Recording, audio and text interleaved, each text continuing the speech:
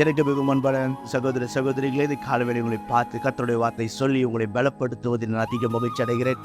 மனுஷ சத்தம் உங்களை ஆறுதல் படுத்தாது, தேர்தல் படுத்தாது, பலப்படுத்தாது. ஆனால் ஜீவனுள்ள கர்த்தருடைய வார்த்தை உங்களை பலப்படுத்தி எழும்பி நிற்க பண்ணும் என்பதில் எந்த ஒரு சந்தேகமே இல்லை. கர்த்தர் இந்த நாளை ஆசீர்வதிக்கும்படி உங்களையும் என்னையும் பலப்படுத்தும்படி கொடுத்திருக்கிற வாக்குத்தத்தம் என்ன என்று பார்ப்போம். அது ஏசாயா 48வது அதிகாரம் 15வது வசனம். அவன் வழி வாய்க்கும் என்று கர்த்தர் சொல்லுகிறார். உங்களுடைய வழியை அவர் வாய்க்க பண்ணுவார். ஒருவேளை ஏதோ ஒரு காரியத்தை செய்ய வேண்டும் என்று சொல்லி நீங்கள் தீர்மானித்திருக்கலாம். இந்த வேலை செய்தால் நன்றாயிருக்கும், இந்த இடத்தில் நான் என்னுடைய ரிக்வெஸ்டை கொடுத்தால் நன்றாயிருக்கும், இந்த இடத்தில் நான் வேலைக்கு ஜாயின் செய்தால் நன்றாயிருக்கும், இந்த படிப்பை படித்தால் நன்றாயிருக்கும் என்று சொல்லி ஏதோ ஒரு காரியத்தை குறித்து நீங்கள் யோசித்துக் கொண்டிருக்கலாம்.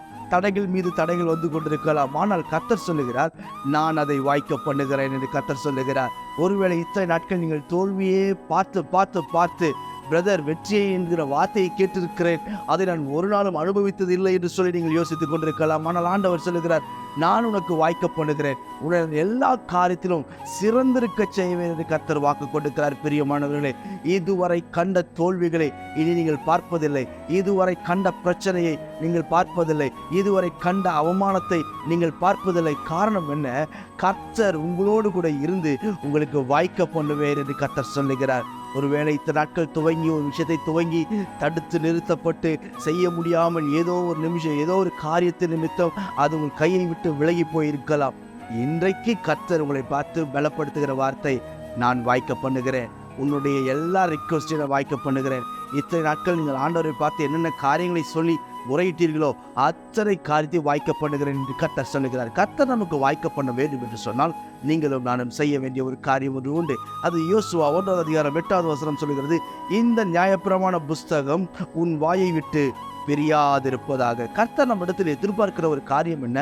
கர்த்தருடைய வசனத்தை நம்முடைய வாயிலே அறிக்கை பண்ண வேண்டும்.